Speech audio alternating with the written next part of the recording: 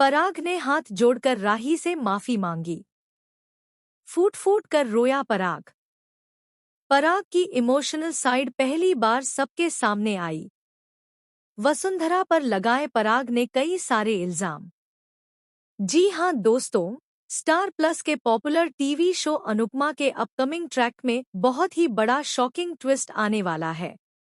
आने वाले एपिसोड में आप देखेंगे कि राही के ससुर जी यानी पराग कोठारी, जिसे पूरा बिजनेस वर्ल्ड डायमंड किंग कहकर पुकारता है, अपनी पोती जैसी बहू राही के सामने हाथ जोड़कर खड़े हो जाते हैं।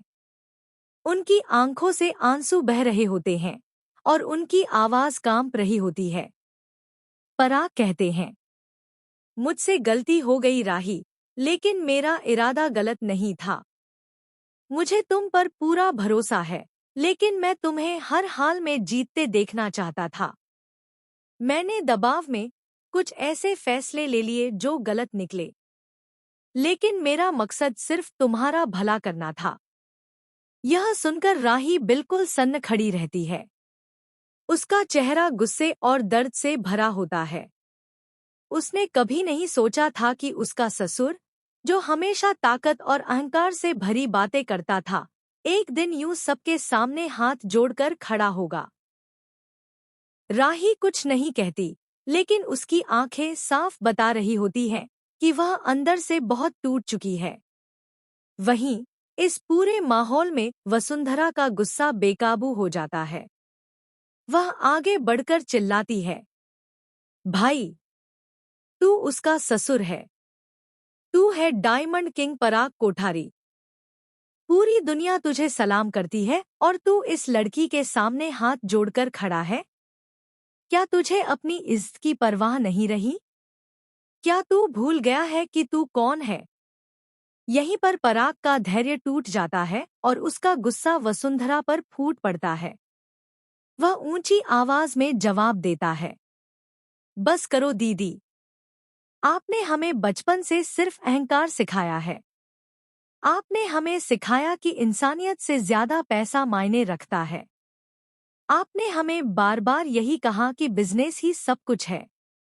लेकिन आज मैं कहता हूं कि आप गलत थी।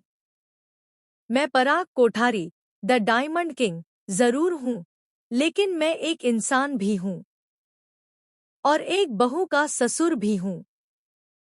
अगर मुझसे गलती हुई है, तो मैं उससे माफी मांगने से पीछे नहीं हटूंगा, क्योंकि यही इंसानियत है। यही असली रिश्ते हैं। पराग की ये बातें सुनकर सब लोग चौंक जाते हैं। उसकी आंखों से आंसू लगातार बहते रहते हैं। वह आगे कहता है, आपने हमें बचपन से ही भावनाओं से वंचित रखा। जब मेरी शादी हुई थी तब भी आपने मुझे इंसान नहीं, बल्कि एक बिजनेस मशीन समझा। मेरे भाई अनिल के साथ भी यही किया। हमें कभी रोने की इजाजत नहीं थी, कभी अपनी कमजोरी दिखाने की इजाजत नहीं थी। लेकिन आज मैं सबके सामने कह रहा हूं कि मैं भी टूटता हूं, मैं भी रोना चाहता हूं। इतना कहते कहते पराग और उसका भाई अनिल दोनों फूट फूट कर रोने लगते हैं। अनिल कहता है, भाई सही कह रहा है। हम दोनों ने हमेशा अपनी भावनाओं को दबाया। हमसे हमारी इंसानियत छीन ली गई।